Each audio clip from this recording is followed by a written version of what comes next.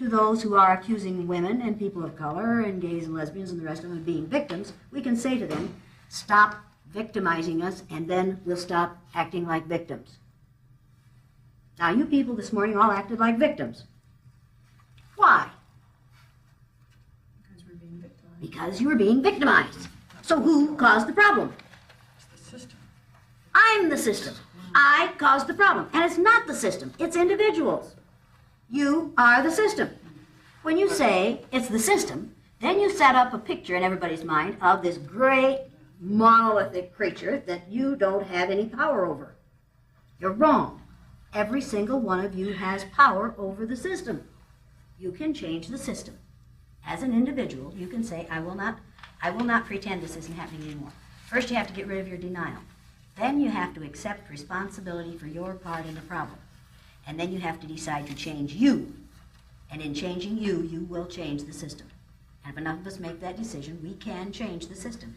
Now, read the words about how you felt. And see how close they come to those words used to describe how you look. Inferior, angry, trapped. Trapped. Very good. Read yours. Threatened, angry, ready to revolt. Well, you're pretty revolting. I can understand that. Why didn't you were ready to revolt? Ready to revolt. Why didn't you? I think probably because I figured there were people in here I knew and I could learn something from them. Okay. As far as revolting, yeah, I've always been taught taking something you don't want to take, you turn, you walk. Why didn't you? He did. He's the one that left revolting. Oh, are you the one who left? Yes. When did you leave? See, you all look alike. I'm serious. I can't remember. But the first one you told me to sit, told me where to sit and when to sit. Okay, and you walked out. Right. Who talked you into coming back? I don't remember the I gentleman's did. name. How did you do that?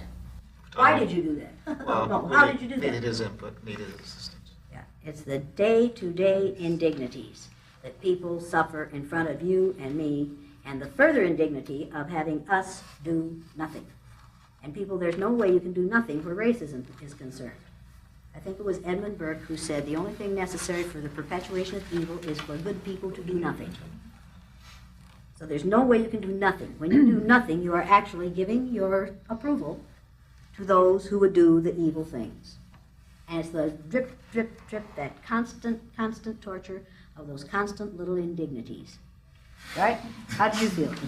Well, it's hard for me to put it in 3 words, but I felt sad, embarrassed, and appreciative. Sad. About what?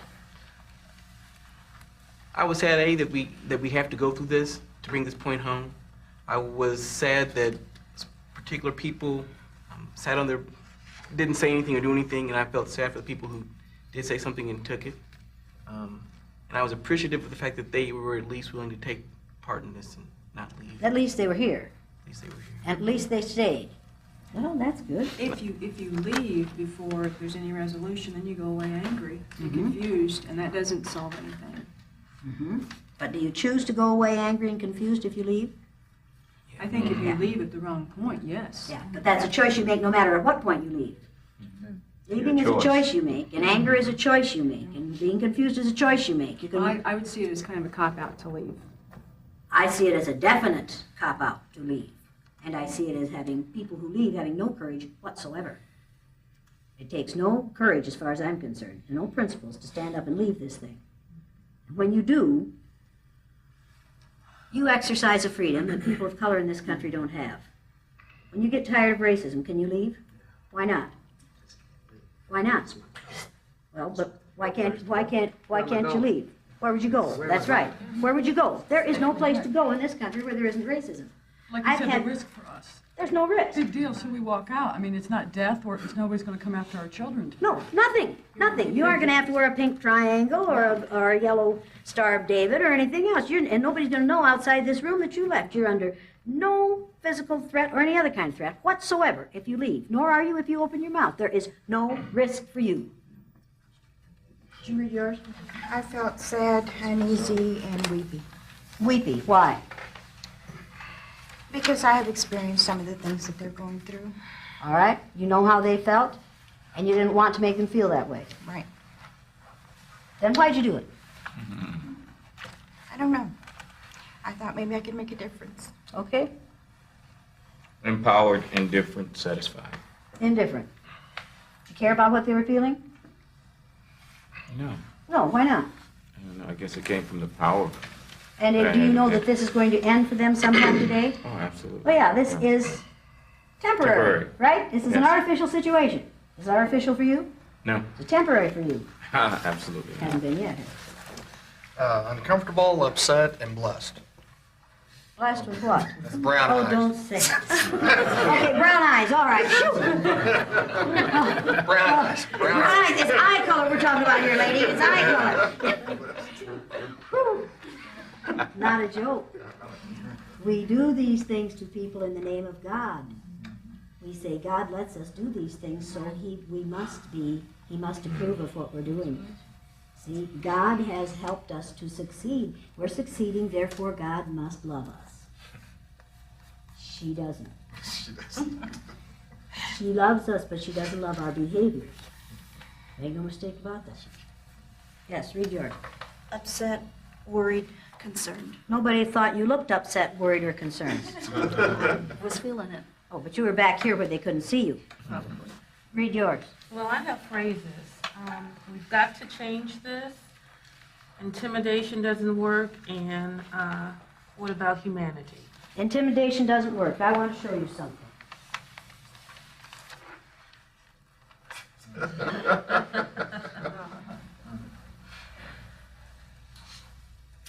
Did you feel at all intimidated this morning? Yes, I did. Is it because you're so tiny? Had nothing to do with size. Had nothing to do with size. Does intimidation work? Sure. All Damn the right. Does intimidation work? Yep. Move your feet. Does intimidation work? Does intimidation work? Intimidation works. We know intimidation works. Intimidation is the tool of the powerful. Right up there with sarcasm. And they both work. They work beautifully. Now, do they work for the betterment of humankind? No. No. But do they work to keep things as they are? Yes. Yes, absolutely. And if you can decide what is the betterment of humankind, then you can say, my intimidation is working for the betterment of humankind, right? All you have to do is have the power to change the words and change the system. And then intimidation works and becomes very positive in the way you describe it, yes. Sad and empathetic, aware and glad. Glad for what? Well, especially when Teresa was talking about how she had been through discrimination as a female, and you brought up the point that, especially in my particular situation, since I have a young white female supervisor who understands sexism but does not, closes her eyes and chooses to be blind to racism. And to say, well, I have the same thing, that I know what you're talking about because I have the same thing. And at the same time, talking about sensitive and, or being, oh, this person is just a little sensitive. And we deal with racism in my division by people saying, don't talk about it. Yep, don't talk about it and it'll go away. Will it go away? Yeah, No. There's something else that's wrong with that. Do you know how much energy that takes? Do you know how many resources that takes to keep people down? Do you know what that's costing us as a nation? Keeping people down? And white people are spending hours, years, decades keeping people down. Racism is costing us billions. Sexism is costing us billions. Doing away with affirmative action, we think, is going to be hard on people of color. Let me tell you something. The major beneficiaries of affirmative action were white females. And because most of them were married to white males benefited greatly from affirmative action for white females. You females are where you are today, many of you, because of affirmative action. They take it away and you can hang it up for your daughters. Unless you've benefited enough from it to be able to take care of all their needs yourself. I told this group of brown-eyed people what I was going to do and why I was going to do it, which was to try to give you nice blue-eyed folks a chance to walk in the moccasins of a person of color for up to 2.5 hours. I was going to give you the opportunity to be verbally abused and to be discriminated against on the basis of the color of your eyes, and I wasn't going to give you any leeway. And I asked for them to help me to do that, because in order for this exercise to work, we have to have the cooperation of the members of the majority group. As outside this room, in order for racism to work, white people have to agree to cooperate with it. And we do. We loving white people do. We agree to cooperate with them. Don't do that. Yes. Don't do that. Don't go there. Don't I do know. that. Now, I said, how many of you will cooperate? Everybody raised their hands, but Cheryl. I said, what are you telling me? She said, I won't cooperate. I said, you'll either cooperate or you leave. So she got up to leave. And we, Of course. now, I thought I'd just say that. yes, but you really meant it. Now, tell me what happened. Tell them what happened. Well, I just felt that I did not want to follow that same pattern of discrimination, abuse to you that I had experienced in my own lifetime, that my mother experiences now. And I really work hard at trying not to hold in that anger or that grudge, but really to be more magnanimous and to try and look at the humanness of people and not to engage in that kind of behavior simply because it exists. I was very hesitant to want to intimidate you. I was hesitant to say things to you that would make you angry or hurt or to feel or to belittle you or to just make you feel like you're on the bottom of this earth. And that reason is because even though in my own life I've had that done to me, my mother has it done to me, and that there's that continual fight for me on my job and in my life, I did not want to succumb to that level of treatment. And how did we get her to stay?